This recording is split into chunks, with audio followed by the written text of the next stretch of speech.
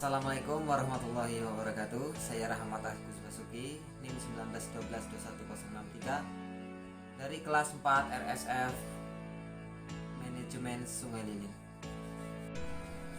Di sini saya akan membahas tentang teknik proyeksi bisnis yang meliputi pengertian dan caranya atau metode-metodenya. Apa sih itu teknik proyeksi bisnis?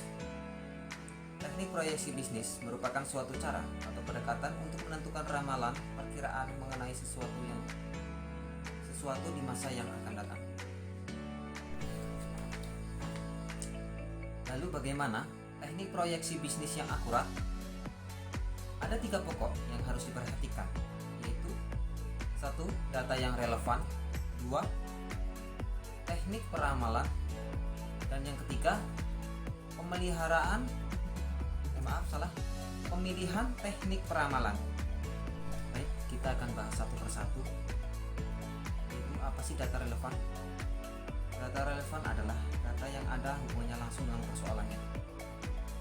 Data relevan sendiri dapat dibagi menjadi 3 kategori, yaitu 1 menurut jenisnya, 2 menurut sumbernya, dan yang terakhir adalah menurut sifatnya. Adapun menurut jenisnya dibedakan menjadi data kuantitatif dan data kualitatif. Data kuantitatif adalah data yang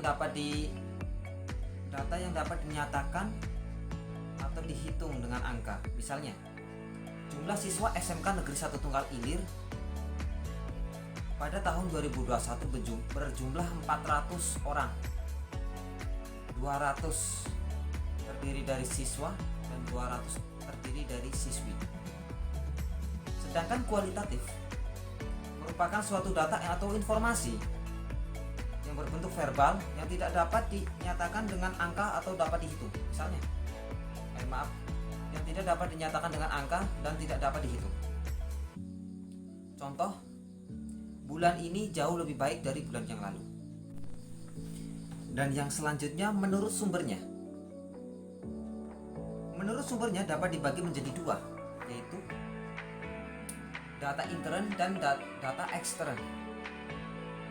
Data intern adalah data yang diperoleh dari dalam suatu instansi, organisasi atau lembaga.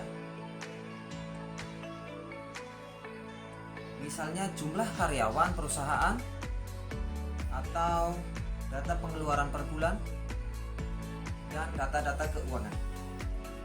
Sedangkan data ekstern adalah data yang diperoleh dari luar instansi atau di luar dari organisasi tersebut. Misalnya data biaya distribusi produktif dan data penjualan dari kompetitor. Yaitu yang ketiga adalah menurut sifatnya. Dibedakan menjadi data discrete dan data continue. Data discrete adalah data yang diperoleh dari hasil perhitungan, misalnya data penjualan produk pada bulan Januari atau bulan Maret atau sebagainya. Sedangkan data continue adalah data yang diperoleh dari hasil pengukuran.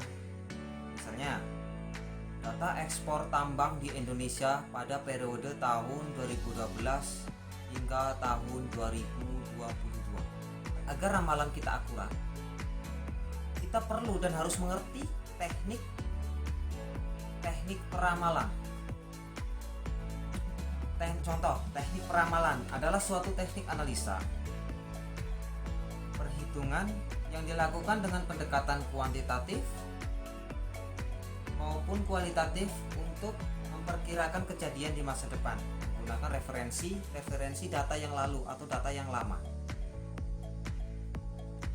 Teknik ramalan sendiri dibagi menjadi 2, yaitu teknik statistik. Teknik ini menitik beratkan pada pola perubahan dan faktor gangguan yang disebabkan oleh pengaruh random. Dan yang kedua adalah teknik deterministik yang mencangkup identifikasi dan penentuan hubungan antara variabel-variabel yang mempengaruhinya. Untuk peramalan yang akurat harus melakukan pemilihan teknik peramalan. Dalam pemilihan tersebut ada 4 aspek, yaitu 1. Pola dan karakteristik data. Yang kedua, jangka waktu. Yang ketiga, biaya. Dan yang terakhir, kita harus memperhatikan tingkat akurasi yang kita inginkan. Dan yang kemudian adalah proyeksi dengan metode smoothing.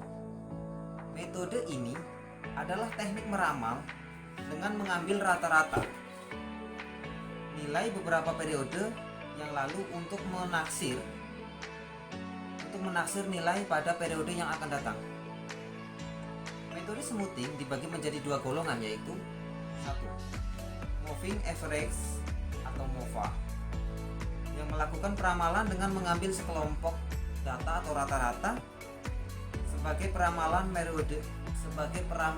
periode berikutnya. Dan yang kedua adalah exponential smoothing, yaitu dengan melakukan peramalan dengan mengulang-ulang perhitungan secara terus-menerus dengan menggunakan data yang baru.